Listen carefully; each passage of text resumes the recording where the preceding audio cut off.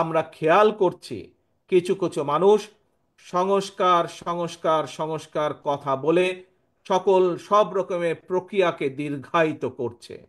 পরিষ্কারভাবে আজ আমি এই হাজারো মানুষের সামনে একটি কথা তুলে ধরতে চাই।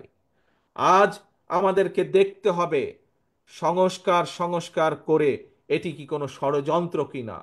যদি সংস্কার সংস্কার করে এই বিষয়টিকে যদি দীর্ঘায়িত করা হয়, তাহলে দেশের সমস্যা বাড়বে।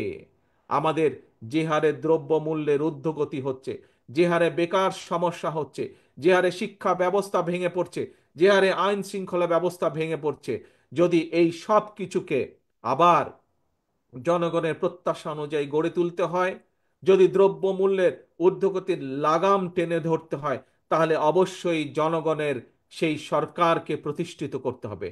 যত দ্রুত আমরা জনগণের সরকারকে প্রতিষ্ঠিত করতে পারবো, তত দ্রুত আমরা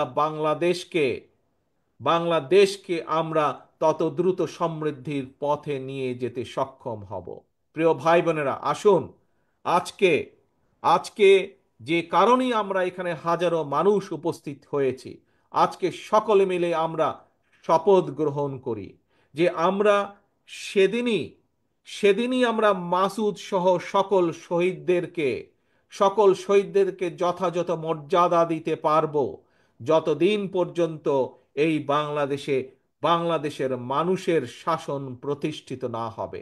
যেদিন বাংলাদেশের মানুষের রাজনৈতিক অধিকারকে প্রতিষ্ঠিত করব, যেদিন বাংলাদেশে গণমানুষের মানুষের সরকার প্রতিষ্ঠিত হবে, ভোটের মাধ্যমে দেশের মানুষের সরকার প্রতিষ্ঠিত হবে, সেদিনই আমরা মাসুদ সহ আমাদের হাজারো শহীদের সঠিক আমরা মর্যাদা প্রদান করতে পারবো। আসুন আমরা প্রতিজ্ঞা গ্রহণ করি, যতক্ষণ পর্যন্ত মাসুদের আত্মার সেই মর্যাদা আমরা প্রতিষ্ঠিত করতে না পারবো, ততক্ষণ পর্যন্ত আমাদের সংগ্রাম বন্ধ হবে না, ততক্ষণ পর্যন্ত আমাদের আন্দোলন চলমান থাকবে, জনগণের শাসন যতদিন প্রতিষ্ঠিত না হতে পারে।